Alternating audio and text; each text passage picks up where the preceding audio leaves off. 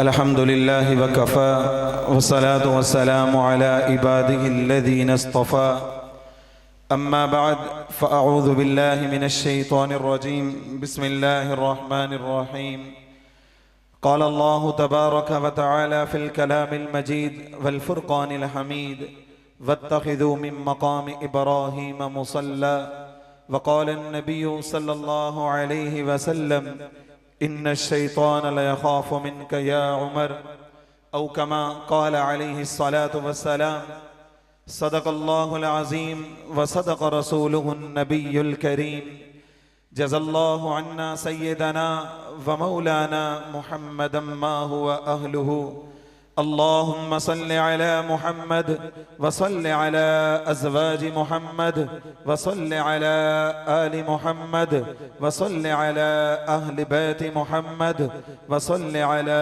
खुलफ़ाइ मुहम्मद व सल्लि अला अस्हाबि मुहम्मद व सल्लि अला उम्मति मुहम्मद सल्लल्लाहु अलैहि वसल्लम सल्लल्लाहु अला नबिय्यिल उम्मीज़।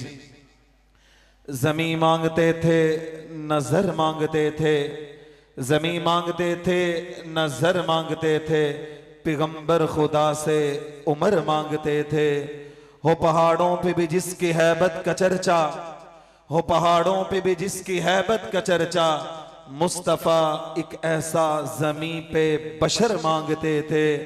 हो जिसके अदल का साया सारी दुनिया पे, हो जिसके अदल का साया सारी दुनिया पे, पैगंबर सहरा में भी एक ऐसा शजर मांगते थे, यानी कि मुस्तफ़ा खुदा से उमर मांगते थे।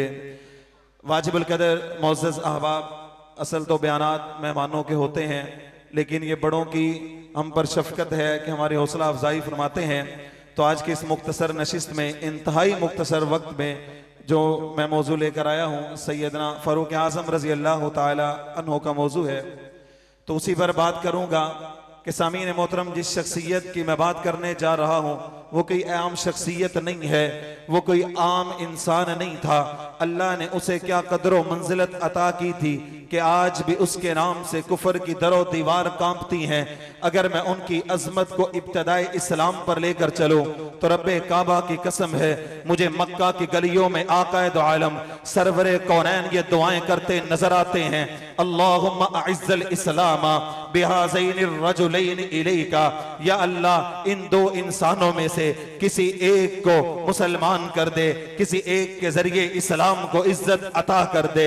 लेकिन कुर्बान आका के अल्फाज पे जाऊं, आका जब दुआ मांगते हैं बिहाज़ैनिर रजुलैन कहते हैं कि या अल्लाह इन दो शख्सियत पे जिससे तू मोहब्बत करता होगा उस शख्सियत को इस्लाम के लिए चुन लेगा, इस्लाम को उस जात के जरिए इज्जत अता कर देगा। आका यहाँ पर दुआ मांगते हैं, लेकिन मेरे अल्लाह का इल्म कोई आम इल्म तो नहीं है ना। अल्लाह का इल्म तो कौन मा यकून का इल्म है।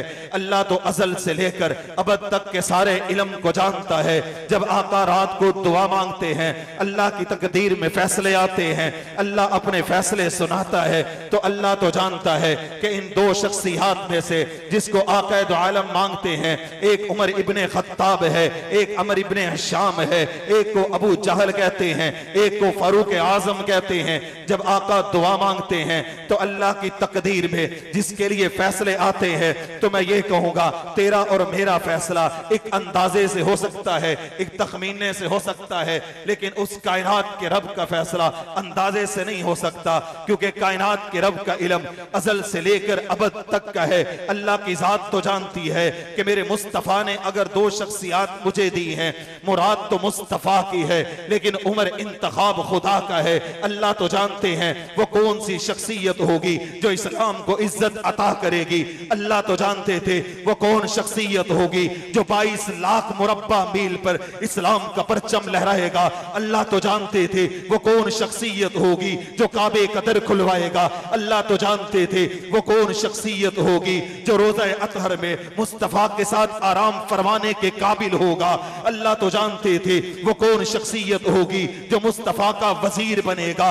अल्लाह तो जानते थे वो कौन शख्सियत होगी जो अली के घर का दुल्हा बनेगा। अल्लाह तो जानते थे वो कौन शख्सियत शख्सियत होगी जिसकी लाई हुई औरत हुसैन के निकाह में दी जाएगी। अल्लाह तो जानते थे वो कौन शख्सियत होगी जिसकी हैबत से कुफर के ऐवानों में लर्जा तारी होता होगा। अल्लाह तो जानते थे वो कौन शख्सियत होगी जिसके दुर्रे से मदीने की सरजमीन का ज़लज़ला रुक जाता होगा। अल्लाह तो जानते थे वो कौन शख्सियत होगी जिसके एक खत के रोब से दरियाए नील बहना शुरू कर देता होगा। अल्लाह तो जानते थे वो कौन शख्सियत होगी जो मोहम्मद मुस्तफ़ा की गुलामी के काबिल होगी। अल्लाह का इल्म तो अज़ल से अबद तक का था। जब अल्लाह ने अपने इल्म के मुताबिक तकदीर में फैसला करते हैं, आका रात को दुआ करते हैं, सुबह आका के कदमों में उन दो शख्सियात में जो शख्सियत आती है, रब्बे काबा की कसम दुनिया उसे उमर इब्ने खत्ताब कहती है। जो शख्सियत आका के कदमों में आई वो खत्ताब की शख्सियत थी। अल्लाह की कसम उसकी अजमत पे बात करो, उमर की अजमत पे बात करो तो उमर बीत जाए, उसके मकाम खत्म ना हो, उसके मर्तबे खत्म ना हो। लेकिन ये मैं कहना चाहूंगा, मेरी अपनी राय है, बहुत सी अहादीस उमर की फजीलत में पढ़ी जो मुझे सबसे आला हदीस लगी। उलमा मौजूद है, मेरी अपनी नाकिस राय हो सकती है। जो सबसे बड़ी हदीस लगी, आका तिरमिज़ी में रिवायत मौजूद है। आका फरमाते हैं लौ कान बादी नबियुन लकान उमर इब्नुल खत्ताब, अगर मेरे बाद कोई नबी होता उमर इब्ने खत्ताब होता। मैंने कहा कायनात की सारी अजमतें एक तरफ है, मेरे मुस्तफा की ये हदीस एक तरफ है।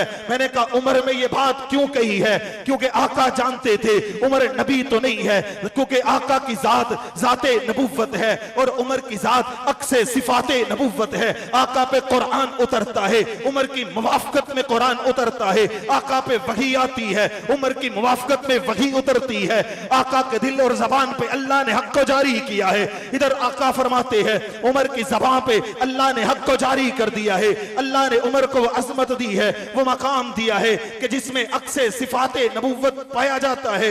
मैं आगे अगर बात करता चला जाऊं, वो जाते नबुव्वत के अगर कोई लायक था, मुस्तफा ने तभी तो फरमाया लौका नबादी नबीयुन, मेरे बाद कोई नबुव्वत के अगर काबिल होता उमर इब्ने खत्ताब होता।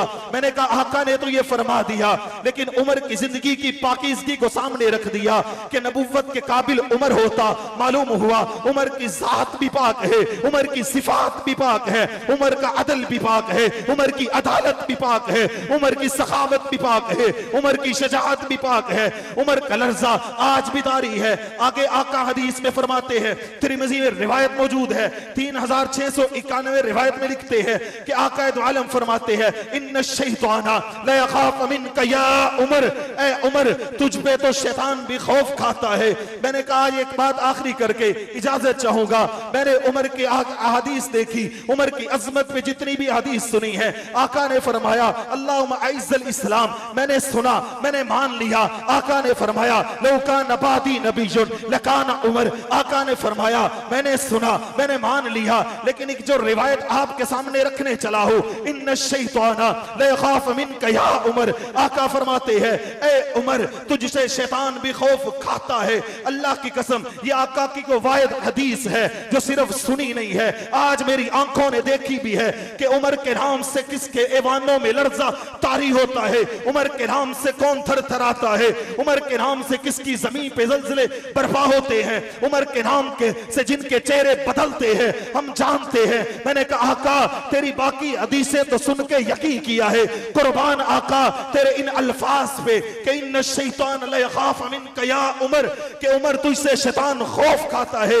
आका तेरी इस हदीस को तो मैंने अपनी आंखों से देखा भी है, आज भी उमर के नाम से जलते हैं, आज भी उमर के नाम से खौफ खाते हैं, आज भी उमर के नाम से कई ऐवानों में लर्जा तारी होता है, कई दिलों पे कपकपी तारी होती है। अल्लाह ने उमर को वो मकाम दिया है, वो मर्तबा दिया है जो कायनात में उमर के बाद कोई और पा नहीं सका है, कोई और हासिल कर नहीं सका है। अल्लाह ने उमर को चुना है, इस्लाम के इज्जत के लिए चुना है। अल्लाह ने उमर के जरिए इस्लाम को वो इज्जत दी है जिसे बयान नहीं कर सकते। लेकिन फिर मैं ये कहूंगा हमें अपने बड़ों ने दर्स दिया है कि जो अल्लाह के रबी पर अल्लाह के नबी का गुलाम बनता है हमारा वो इमाम बनता है। मैं एक बात अर्ज किया करता हूं, हमारा हजरत हुसैन से जाती ताल्लुक नहीं है, वरासत का ताल्लुक नहीं है, कोई रिश्ता नहीं है, उमर से ताल्लुक और रिश्ता नहीं है, अली से ताल्लुक और रिश्ता नहीं है। हमारी मोहब्बत का मेयार क्या है?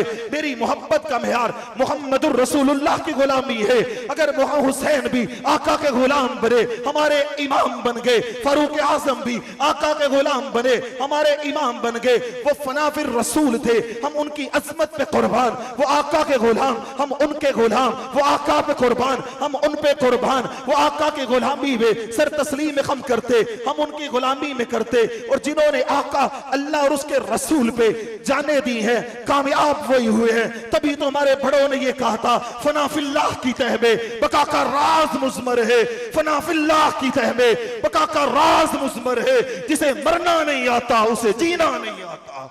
वाखिर